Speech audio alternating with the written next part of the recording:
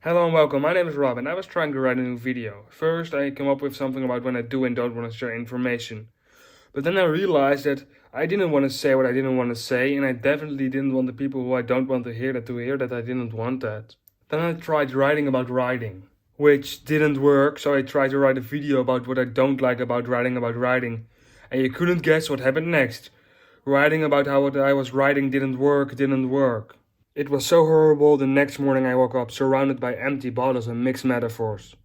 So I thought, why not do a movie review? That's fun, I have a lot more thrift store movies.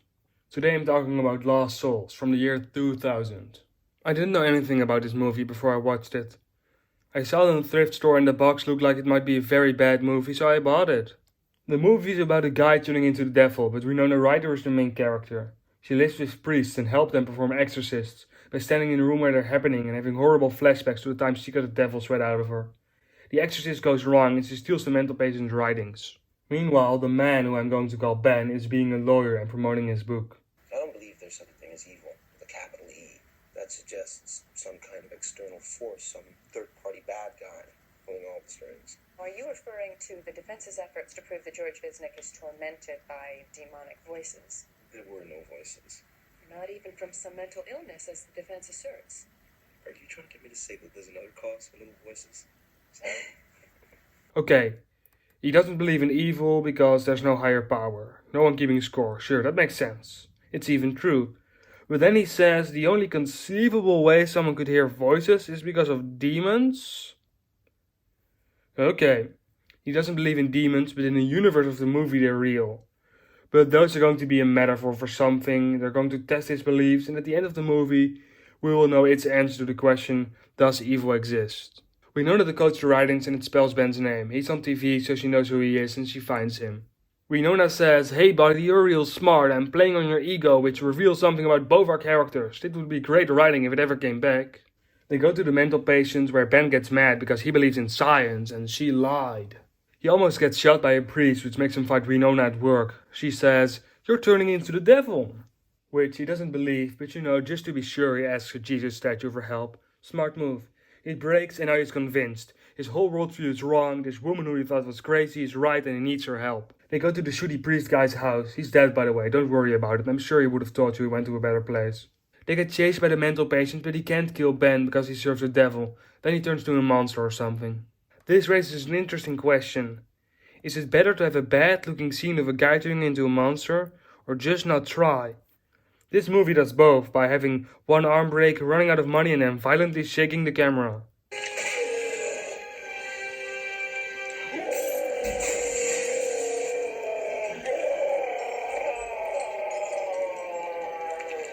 In the house they learn that he's going to turn into the devil tomorrow, on his birthday. Although a great opportunity for inventive birthday cards, a real bummer for Ben. They go to the priest's clubhouse where this happens.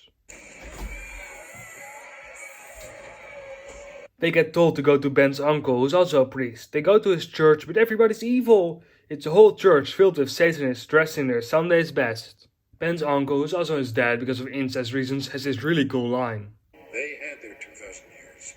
Now it's our turn. I'm going to use that. I'm not completely sure when, but if I'm ever doing great, I'm just going to claim that Jesus had his 2023 years, and now it's time for mine. He kills his uncle dead and they leave. They try to drive under a bridge and I don't know why. Just to get away from the hubbub and hassle of the big city. They're in the car and then it's devil time, but nothing's happening, and the guy is like, I'm not turning into the devil, so you don't have to shoot me, you don't have to shoot me, you don't. It's a good first date question. How would you prove you're not secretly the devil? It'd be cool if that guy really wasn't the devil and this moment was terrifying for him. That would make a much better horror movie, a guy having to prove he's not possessed, but it's really about how impossible it is to convince bigoted people you're not the monster they've been made to believe you are. That really works. You use a made-up cult so you can criticize all kinds of wrong beliefs, and you have them believe in absurd things so you can show how absurd the beliefs of bigoted people are. Accused possession can be used for all kinds of people who've been denied their humanity. The movie would be called That's Exactly What a Demon Would Say. So he says he's not the devil, but his showmanship gets the better of him, and in a truly unnerving moment, he turns the car clock into 666. Then he gets shot, the end. All in all, this movie isn't very scary. Sure, there were a few out-of-nowhere jump scares, but never a creeping dread or a slow realization of the true horror of the situation. things that stick with you. What did this movie want to say? Special and practical effects are hard to do and very expensive, so just zoom and shake the camera. Does it answer the question, is there such a thing as true evil? It doesn't. Sure, in the fictional world there are monsters, but those aren't real. Does this movie believe they are? Does it want to say, if you know a guy born from incest with a giant pentagram hidden near his bed, this is what you have to do? Because that's so dumb it's hard to explain why it's wrong. Then this isn't art, just a horribly lit informational video telling you what a fictional situation would really be like if it was really happening, which it won't, because it's not real. It's just a story about a guy literally turning into the devil, and when he does, he gets shot immediately. Those were the stakes this whole time. If you turn into the devil, I'll shoot you. I wish I cared about the guy that got shot. Don't watch this movie alone, maybe watch it with friends. It's not that long, but very dumb. Well, I'm off to find a guy who was born by incest and make sure I'm on his good side. Bye.